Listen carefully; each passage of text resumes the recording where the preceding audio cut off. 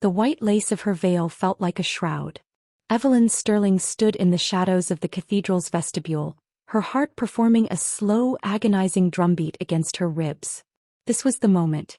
The heavy oak doors creaked open, but the music, the triumphant swell of the organ, didn't play for her. Instead, a gasp ripped through the congregation, a sound like 1,000 intake of breaths. Evelyn stepped forward only to freeze. At the altar, bathed in the ethereal light of the stained glass, stood her sister, Genevieve Sterling.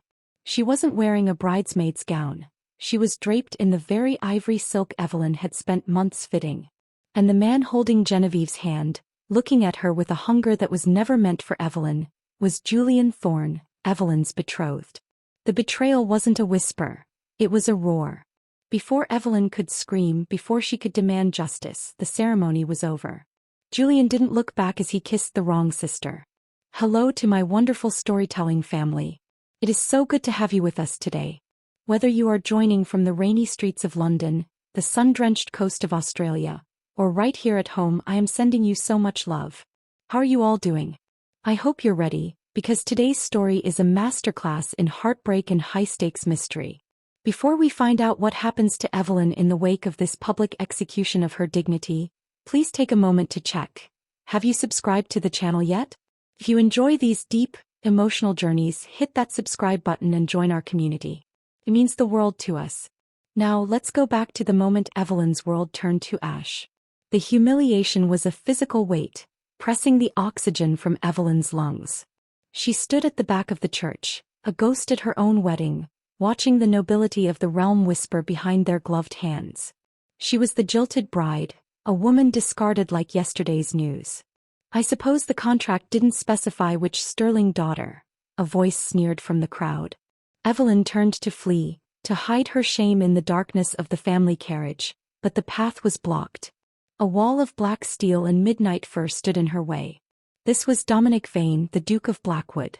Known as the Iron Duke, he was a man whispered to have more ice in his veins than blood. He didn't offer a handkerchief. He didn't offer a word of comfort. He reached out, his gloved hand catching Evelyn's chin, forcing her to look into eyes the color of a winter sea. A pathetic display, the Duke rumbled, his voice like grinding stones. You stand there bleeding, waiting for a mercy that will never come. Your father sold your sister to the highest bidder while you were still pinning your veil. Move aside, your grace, Evelyn whispered, her pride the only thing keeping her upright. I have nothing left for you to take. On the contrary, Lady Evelyn, Dominic said, a sharp, dangerous glint appearing in his eyes. You have exactly what I need. By the laws of the High Council, a broken marriage contract of this magnitude forfeits the bride to the crown's arbiter. And today I am that arbiter. Before she could process his words, Dominic signaled to the armored men behind him. Cold iron clinked, not the delicate jewelry of a bride, but the heavy, unforgiving weight of shackles. Evelyn's wrists were seized, the metal snapping shut with a finality that echoed through the silent cathedral. What are you doing? She gasped, the coldness of the iron biting into her skin. I am claiming a debt, little bird. Dominic leaned down, his breath cold against her ear. Your sister took your husband and your father took your dowry. In exchange, I am taking your freedom. You aren't going home, Evelyn. You're coming to the north. And by the time we reach Blackwood Manor, you'll realize that being jilted was the kindest thing that happened to you today. As he led her out of the church in chains, past her sobbing mother and her gloating sister, Evelyn felt a strange, terrifying shift in the air. The Duke wasn't looking at her with pity or even lust. He was looking at her like a piece of a puzzle he had been waiting years to solve. Why was she truly targeted? And why did the Iron Duke look like he was carrying a secret that could burn the entire kingdom to the ground? The carriage ride to the north was a journey into a frozen purgatory. The plush velvet seats of the Duke's private coach offered no comfort to Evelyn, whose wrists remained bound by the short, heavy chain. Every jolt of the wheels over the mountain passes sent a fresh sting through her arms, but the physical pain was nothing compared to the hollow ache in her chest. Evelyn had spent her entire life preparing to be the perfect wife for Julian Thorne. She had studied the ledgers of his estate, mastered the art of diplomatic conversation, and suppressed every wild, adventurous instinct she possessed to fit the mold of a proper duchess. Her deepest desire wasn't power, it was belonging. She wanted a home that wasn't a transaction. Now she was a prisoner of a man who treated people like chess pieces. "You're remarkably quiet for a woman whose life was just stolen twice over," Dominic said. He sat across from her, a mountain of black broadcloth and shadow. He hadn't looked at a single book or paper for 6 hours. He simply watched her with an intensity that made her skin crawl. "I am practicing the silence you seem to value so much, Your Grace," Evelyn replied, her voice trembling despite her attempt at coldness. "What is there to say? My sister is a thief, my father is a coward, and you are a mystery I have no desire to solve." Dominic's lip curled into something that might have been a smirk. "Your father is more than a coward, Evelyn. He is a man with a gambling debt that exceeds the value of your family's entire duchy. Genevieve didn't just steal Julian. She was sold to him to keep your father out of the debtor's prison. You were the collateral that failed." The words cut deeper than the iron. Her father, the man she had adored, had traded her like livestock. "And what am I to you?" she asked, leaning forward, the chain rattling between them. "More collateral? A prize to show off?" "You are the key," Dominic said, his gaze dropping to the heavy signet ring she still wore on her right hand, an heirloom from her mother's side of the family, the Valerius line.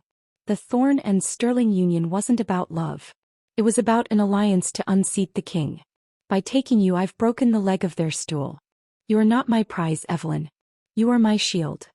As they pulled into the courtyard of Blackwood Manor, a fortress of black stone perched on a jagged cliff, Evelyn was met by the Duke's household. There was Arthur Pendragon, the Duke's silent but lethal bodyguard, whose eyes scanned the horizon as if expecting an army. And then there was Clara Danvers, the head housekeeper, an older woman with a face like crumpled parchment but eyes that held a surprising flash of empathy. "Get her to the East Tower," Dominic commanded, stepping out of the carriage. "And Clara, don't remove the chains. Not yet. There are spies in this house who need to believe she is exactly what she looks like. A prisoner." Clara stepped forward, her hand gently touching Evelyn's arm as she led her toward the looming stone doors. "Don't fight him, child," she whispered so low that only Evelyn could hear. "The Duke's walls are high, but they're the only thing keeping the wolves outside from tearing you apart." Evelyn looked back at Dominic. He stood in the snow, his cape billowing like a crow's wings. She realized then that her fear of him was being rivaled by a growing, dangerous curiosity. He hadn't touched her, hadn't insulted her, and despite the chains he had spoken to her with more honesty than Julian ever had. But as she was led into her room, a cold, beautiful cage, she noticed a letter sitting on the vanity. It was sealed with the sterling crest. "Sister, do not hate me. You were never meant to survive the wedding night. The Duke hasn't captured you, he's delayed the inevitable. Sleep with one eye open." The foundation of Evelyn's world hadn't just crumbled. It had been rigged to explode. The moon was a sliver of ice over the jagged peaks of the north when the door to the East Tower groaned open. Evelyn hadn't slept. She sat by the window, the iron chain looped through the arm of her heavy oak chair. The letter from Genevieve felt like a brand against her palm. "You were never meant to survive the wedding night." It wasn't Clara or Arthur who entered. It was Dominic. He had discarded his formal coat, his white linen shirt open at the throat, revealing a jagged scar that ran from his collarbone into the shadows of his chest. He carried a heavy iron key and a leather-bound ledger. "Stand up," he commanded. Evelyn rose, her silk gown rustling, a bitter reminder of the wedding that wasn't. "Have you come to finish what my sister started, Your Grace? Or is it time for my execution to be more private?" Dominic didn't answer. He stepped into her personal space, the scent of cedarwood and cold rain surrounding her. He reached for her hands, and for a moment, Evelyn's heart hammered a frantic rhythm against her ribs. But he didn't strike her. He slid the key into the shackles, and with a heavy clack the iron fell to the floor. "The chains were for the eyes at the gate," he said, rubbing the red welts on her wrists with a surprising, callous gentleness. "But the danger has moved inside the walls." "What does the letter mean, Dominic?" she demanded, thrusting the crumpled parchment toward him. "Why would Julian want me dead? I was his path to the sterling fortune." "You were his path to the throne, Evelyn," Dominic hissed, his eyes flashing like a storm-tossed sea. "The Valerius line, your mother's line, isn't just noble. It's the blood of the true sovereigns. The current king is a usurper and Julian Thorne wanted to marry you to claim that legitimacy. But he found out you weren't the only one who carried the blood. Genevieve told him she was the true heir and that you were a bastard. Evelyn felt the world tilt. That's a lie. My mother would never. Of course it's a lie, Dominic interrupted, his grip on her wrists tightening. But a lie is enough to justify a murder. If you had married him, you would have been poisoned at the wedding feast, leaving Julian a grieving widower, with a claim to your bloodline. By stealing the wedding, Genevieve saved your life, not out of love, but because she wanted the crown for herself. Suddenly, a muffled explosion rocked the foundation of the manor. The glass in the tower windows rattled, and the distant sound of steel clashing echoed up the spiral staircase. "They're here," Dominic muttered, reaching into his waistband and pulling out a slender silver-handled dagger. He pressed it into Evelyn's hand. "Who?" "The king's blackguard. They don't want the sterling fortune and they don't want the throne.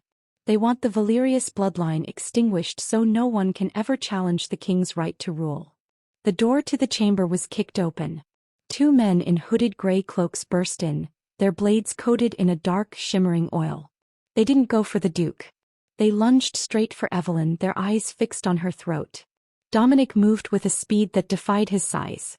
He intercepted the first man, his own blade finding a gap in the assassin's armor with lethal precision. But the second assassin was faster, sliding past the Duke and raising a crossbow. "Evelyn, move!" Dominic roared. He didn't think.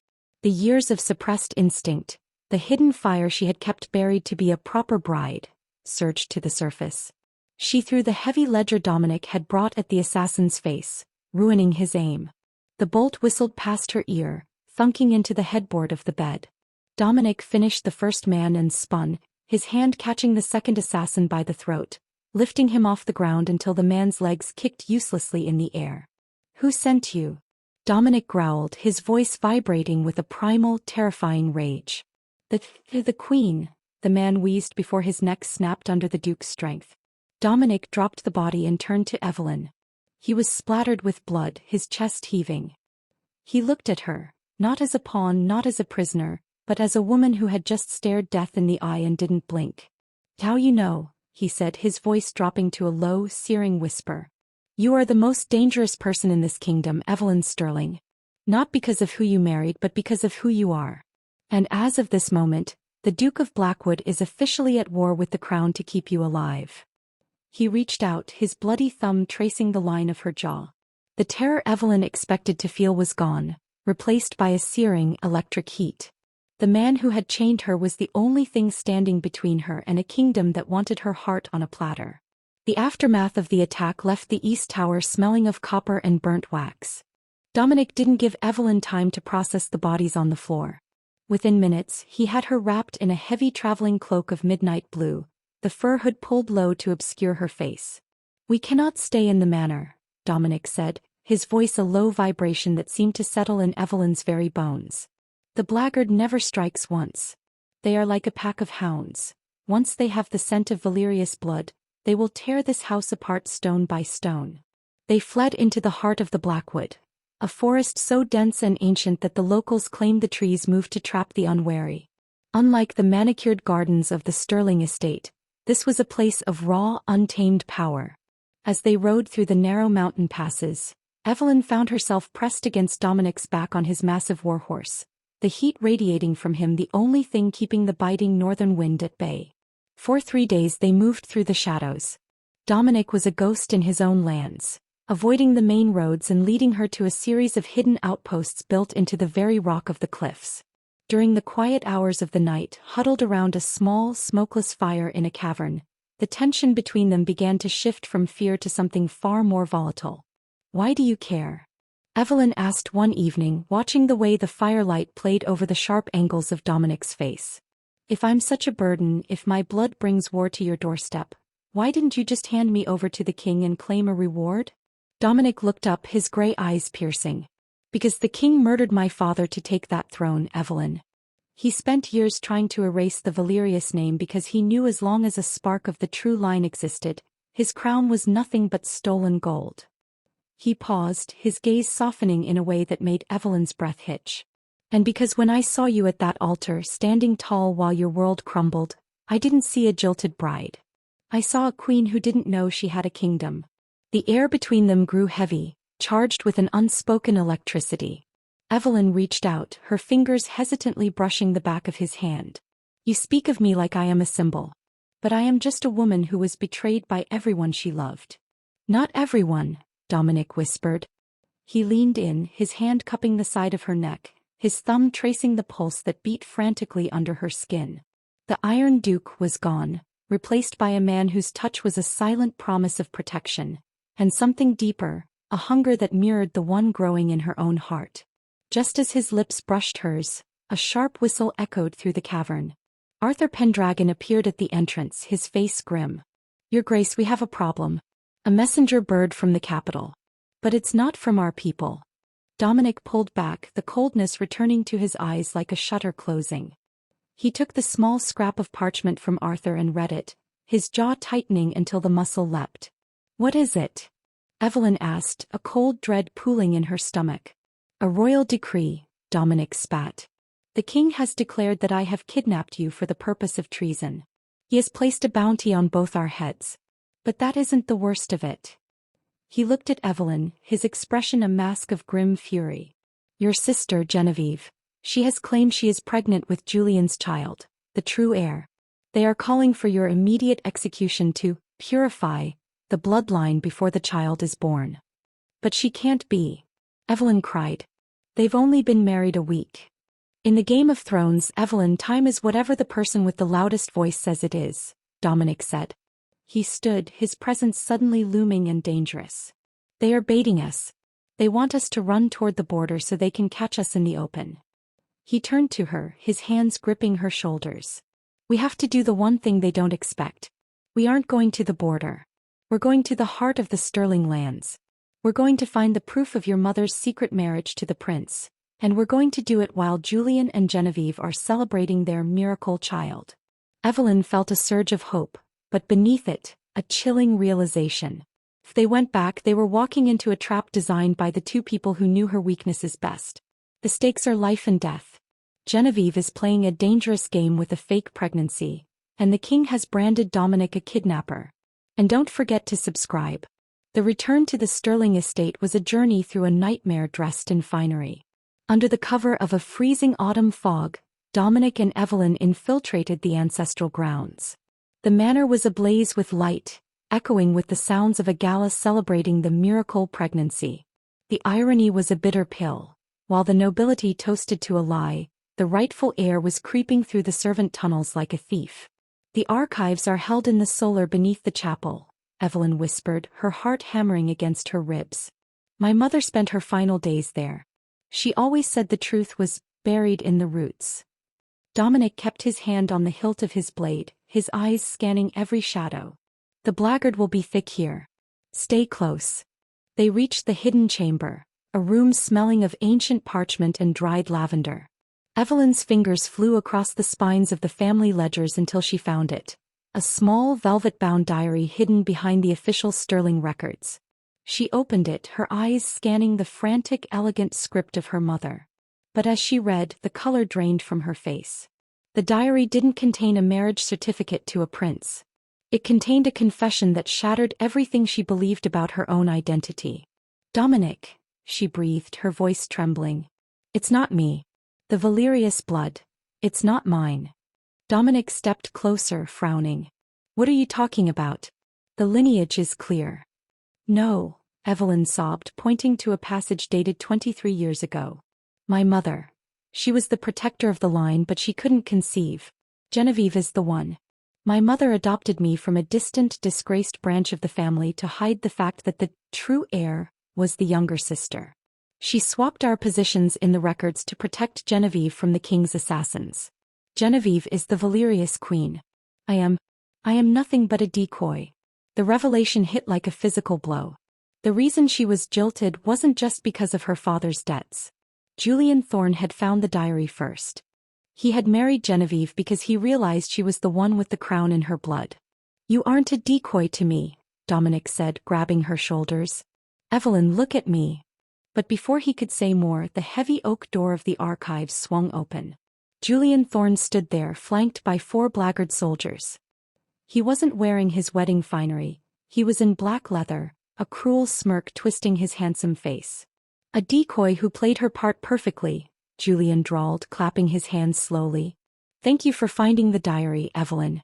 I was worried we'd have to burn the whole manor to find the physical proof we needed to silence the council's doubts. You knew, Evelyn whispered, the betrayal tasting like ash. You knew I wasn't the one, and you let me believe. I let you believe you were loved so you would stay quiet while I courted the real power, Julian snapped. He turned his gaze to Dominic. You've been protecting a commoner while the real queen sits on my throne. What a waste of a legendary reputation. Dominic didn't flinch. He stepped in front of Evelyn, his blade clearing its scabbard with a hiss. She may not carry the blood, Thorne, but she carries the spirit. And I'd rather serve a commoner with honor than a queen who sleeps with a snake like you. A touching sentiment, Julian sneered. But dead men don't serve anyone. Guards, kill the Duke. Bring me the girl. We need her to sign a confession of impersonating the heir before we publicly execute her for treason. It makes Genevieve's ascension so much cleaner. As the soldiers lunged, the archive room turned into a slaughterhouse. Dominic fought with a feral intensity, but Julian wasn't just a nobleman. He was a trained duelist. While Dominic was occupied with the guards, Julian lunged for Evelyn, his hand grabbing her hair and pulling her toward the exit. Dominic, she screamed. Dominic turned, exposing his flank to a guard's blade to reach for her. The steel bit deep into his side and he stumbled. Go! Julian shouted to his men. Seal the archives. Let the Duke bleed out among the books he loves so much. The heavy iron door slammed shut, and the sound of the bolt sliding home echoed like a death knell.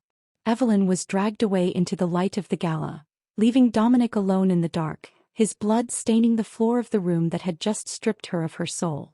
The ultimate twist. Evelyn isn't the heir, Genevieve is. Everything was a lie to protect the younger sister who eventually betrayed her. Now Dominic is wounded and trapped, and Evelyn is in the hands of the man who broke her heart. And hit that subscribe button. The transition from the cool, silent archives to the blinding brilliance of the grand ballroom was a sensory assault. Julian didn't let go of Evelyn's hair until they were in the center of the swirling dancers. The music faltered and then died in a discordant screech of violins as the miracle couple made their entrance, with the disgraced sister in tow. "My friends, my loyal subjects." Julian's voice boomed, projecting a false warmth that made Evelyn's stomach churn. "I apologize for the interruption, but it seems we have found the shadow that has been looming over our joy. My sister-in-law, in her grief and jealousy, has been conspiring with the traitorous Duke of Blackwood to forge documents claiming she was the true heir." A chorus of gasps and hissed insults rose from the crowd. Evelyn looked out at the faces of people she had known since childhood, aunts, uncles, neighbors, and saw only a wall of cold, judgmental marble. Genevieve stepped forward, draped in a gown of shimmering gold that seemed to mock Evelyn's ragged cloak. She looked radiant, her hand resting delicately on her stomach. She leaned in close to Evelyn, her voice a poisonous honey. "You should have stayed in the north, Evelyn. You were always too stubborn to realize when you were playing a losing hand." "Dominic is worth 10 of Julian," Evelyn spat, her voice raspy but defiant. "And the truth doesn't need your miracles to survive." Genevieve's smile didn't falter, but her eyes flashed with a murderous light. "Dominic is currently dying in a hole, dear sister. And as for the truth is whatever the Queen says it is." With a sudden, violent motion, Julian forced Evelyn to her knees in the center of the room. He produced a heavy iron collar, the kind used for common criminals, and snapped it around her neck. The weight of the metal pulled her head down, a public marking of her treason. "You will stay here," Julian commanded. "You will watch as the council signs the decree of your execution. You will watch as Genevieve is officially recognized as the Valerius Queen. And when the sun rises, you will be the last of the Sterlings to ever see it." Evelyn was chained to a heavy marble pillar near the musicians' dais. She was left there, a spectacle for the noble guests to mock as they resumed their dancing. Every time the silk of a passing gown brushed against her, it felt like a fresh insult. But the physical humiliation was nothing compared to the psychic agony of the bond she had started to form with Dominic. In the silence of her own mind, she reached out, desperate for any sign that he was still alive. She remembered the warmth of his hand, the way he had looked at her not as a queen, but as a woman of worth. If I am a decoy, she thought, her tears falling onto the cold marble floor, then let me be the distraction one last time. Across the room she saw her father. The Earl of Stirling sat in the corner, a glass of brandy trembling in his hand. He wouldn't look at her. He had traded both his daughters, one to a monster and one to the executioner, all to pay for a life he didn't even have the courage to live. The hours bled into a blur of exhaustion and despair. The council members, bolstered by Julian's bribes and Genevieve's false claims, began to sign the parchment that would end Evelyn's life. One by one, the quills scratched against the paper, the sound like the ticking of a clock counting down her final moments. "It is done," Julian announced, holding up the signed decree.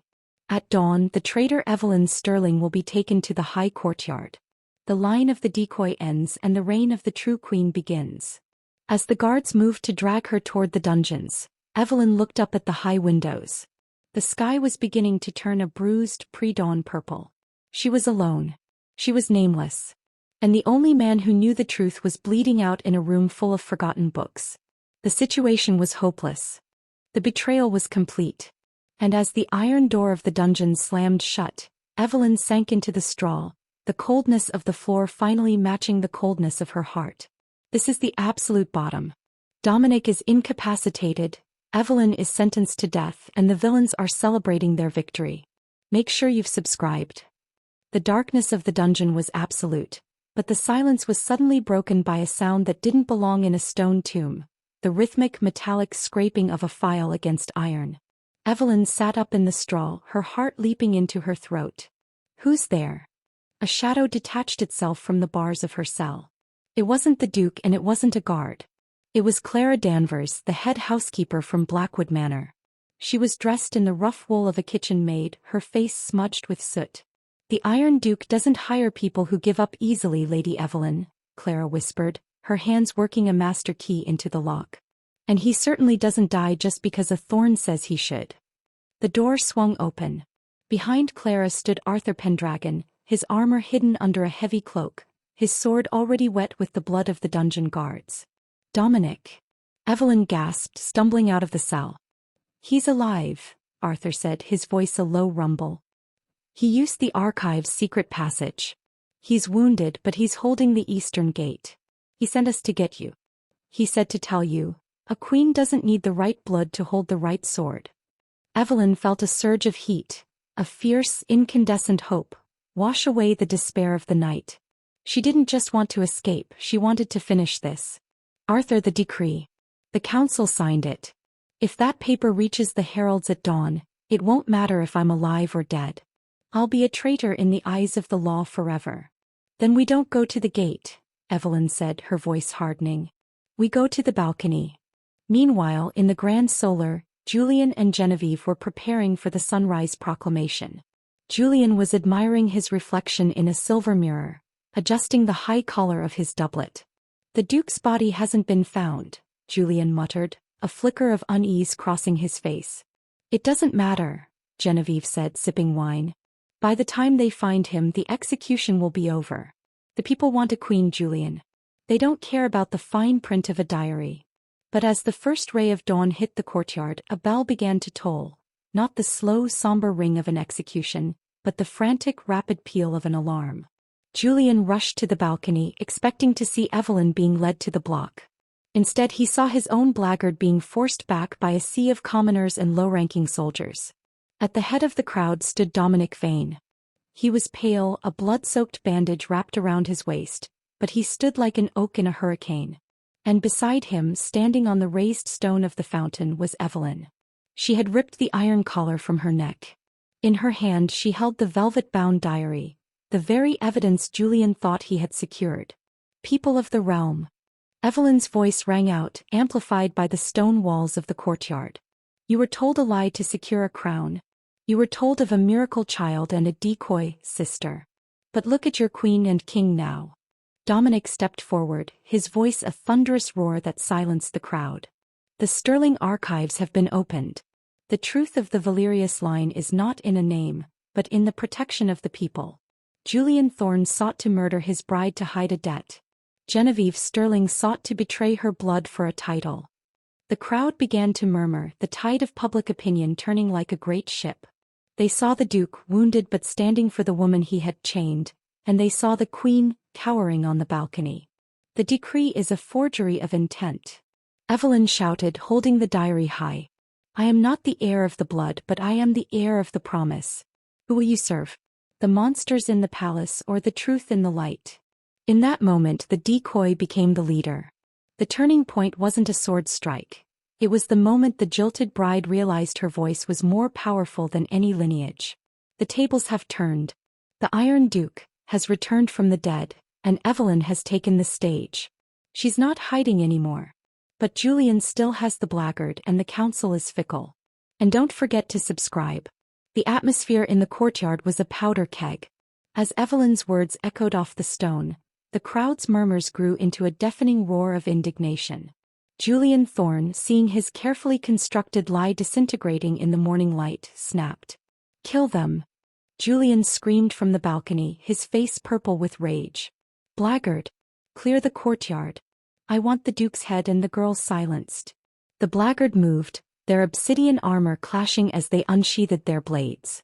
But they weren't facing a cowering girl anymore. Dominic Vane stepped in front of Evelyn, his star-iron sword singing as it cut through the air. Despite his wound, he fought with a terrifying rhythmic precision. To me. Dominic roared to the low-ranking soldiers and the commoners who had taken up tools as weapons. Protect the truth. The courtyard erupted into a chaotic, final confrontation. It was a battle for the soul of the Sterling lands. Evelyn didn't stay behind Dominic. She grabbed a fallen spear, using the training she had secretly observed for years. When a blackguard lunged at Dominic's blind side, it was Evelyn who parried the strike, her eyes blazing with a fierce, cold light. On the balcony, Julian grabbed a crossbow from a stunned guard. He leveled it at Evelyn, his finger tightening on the trigger. If I can't have the crown, no one will. Julian, no. Genevieve shrieked, finally realizing that the tide had turned too far. But before Julian could fire, a heavy hand landed on his shoulder. It was the Earl of Sterling. Her father, the man who had been a ghost of a parent, finally found his spine. He didn't say a word, he simply shoved Julian's arm upward. The bolt whistled high into the air, harmlessly striking the stone crest of the palace. Dominic used the distraction to break through the final line of guards. With a roar of effort, he vaulted onto the balcony stairs, meeting Julian at the top. The clash of their steel was like a thunderclap. Julian was younger and faster, but Dominic fought with the weight of every person Julian had ever stepped on. You are nothing but a thief with a title. Dominic hissed, his blade locking with Julian's hilt. And you are a dog who chose a commoner. Julian retorted. With a surge of preternatural strength, Dominic twisted his blade, disarming Julian and sending his sword spinning into the fountain below. Dominic didn't kill him. He grabbed him by the throat and forced him to his knees at the edge of the balcony, in full view of the entire city. Look at your king. Dominic shouted. Evelyn climbed the stairs, standing beside Dominic. She looked down at Genevieve, who was trembling against the marble balustrade. The decree you signed was for my death, Evelyn said, her voice steady and clear. But the sentence for treason is higher. You betrayed the blood you claimed to protect. You betrayed your sister. And you betrayed the people. The council members, seeing Julian defeated and the Duke triumphant, scrambled to distance themselves. The lead councilman stepped forward, his voice shaky. By the authority of the High Council, and in light of the evidence provided, the marriage of Julian Thorne and Genevieve Sterling is declared null and void through fraud. The Sterling lands are hereby placed under the regency of Love. He looked at Evelyn, then at Dominic. Under the regency of the Duke of Blackwood and the Lady Evelyn, the councilman finished. The crowd let out a cheer that shook the very foundation of the manor. The blackguard, seeing their master disgraced, surrendered their arms. Julian was dragged away in the very chains he had placed on Evelyn, his face a mask of broken pride. Dominic turned to Evelyn. The adrenaline of the battle was fading and he leaned heavily against the stone. But his eyes were full of a light she had never seen before. He reached out his hand, now free of blood, cupping her cheek. You did it, he whispered. You took your throne without a single drop of royal blood. I didn't take a throne, Dominic, she said, leaning into his touch as the sun finally rose fully over the horizon, bathing them both in gold. I took back my life. The victory is hers. Julian is in chains, the truth is out, and the decoy has become the leader of her people. It was about time. But now that the battle is won, if you loved that climax, and make sure you're subscribed for the final act. The winter that followed the Great Betrayal was the mildest the North had seen in decades. The Sterling estate, once a place of rigid tradition and hidden debts, had been transformed. The heavy dark drapes had been pulled back to let in the pale winter sun, and the sound of laughter, real unburdened laughter, echoed through the halls. Evelyn stood in the solar where she had once found her mother's diary. It was no longer a dusty archive of secrets. It was a bright, functioning office where she managed the restoration of the family lands. She had declined the title of queen, choosing instead to rule as the Lady of Sterling by the will of the people. It was a power that felt earned, not inherited. A soft knock at the door preceded the entrance of the Earl of Sterling. He looked older, his shoulders hunched with the weight of his regrets, but for the first time in years he was sober. I've finished the audit of the southern farms, Evelyn, he said, placing a ledger on her desk. He hesitated, his eyes wandering to the portrait of her mother on the wall. I know I can never make up for the wedding day, for Julian. But I hope you can find it in you to keep me here. As a clerk. As anything. Evelyn looked at her father. The anger that had once fueled her had cooled into a calm, firm resolve. You will stay, father. Not as a clerk, but as a reminder that honor is a choice we make every day. The people need to see that even a Sterling can find their way back. As he left, a familiar shadow fell across the doorway. Dominic Vane leaned against the frame, his black cloak dusted with fresh snow. The wound at his side had healed into a thin silver line, and the Iron Duke now carried a warmth in his eyes that was reserved for one person alone. The border lords have all signed the new trade agreement, Dominic said, walking toward her. They were surprisingly agreeable once they realized the jilted bride was the one holding the pen. He reached out, his hand sliding into hers. The touch no longer felt like a cage. It felt like a foundation. I heard a rumor in the village today, Evelyn said, a playful smile touching her lips. They say the Duke of Blackwood has been seen smiling. Frequently. It's a dangerous symptom, Dominic teased, pulling her closer. I'm told the only cure is a life spent by the side of a woman who is far too smart for her own good. They walked out onto the balcony, the same one where they had stood as the sun rose on their victory. In the courtyard below, Genevieve worked under the watchful eye of Clara Danvers. As part of her sentence, the younger sister had been stripped of her titles and was serving the community she had tried to deceive.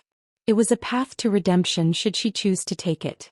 Julian Thorne, however, had been exiled to the far reaches of the Western Isles, his name a cautionary tale of ambition gone sour. Do you ever miss it? Dominic asked softly, looking at her bare wrists where the chains had once been. The simplicity of being who they thought you were. Never, Evelyn replied, turning to him. The winter wind caught her hair, but she didn't shiver. The chains gave me the truth, Dominic. They showed me that I wasn't a pawn, a decoy, or a victim. I was a woman who just needed to be shown that she was worth fighting for.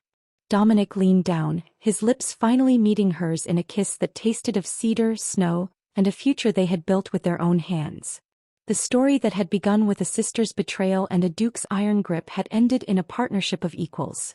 A bond stronger than blood and deeper than any crown. As the first snow of the season began to fall, blanketing the kingdom in a pure, silent white, the lady and the duke stood together, looking out over a land that was finally, truly free. And that concludes our journey through the shadows of the Sterling heart. From the humiliation of the altar to the triumph on the balcony, Evelyn has shown us that true royalty is found in the spirit, not the bloodline. I am so happy she found her happy ending, and a duke who actually deserves her. What do you think was the most emotional part of the finale? Was it her father's redemption, or the way she finally took charge of her own destiny? Let me know in the comments. I love hearing your takes on these twists. Thank you all for being part of this story. If you haven't yet, please subscribe, like this video, and share it with someone who loves a good romantic mystery. We have plenty more stories of power, betrayal, and love on the way. Until next time, keep your heart open and your spirit unbroken.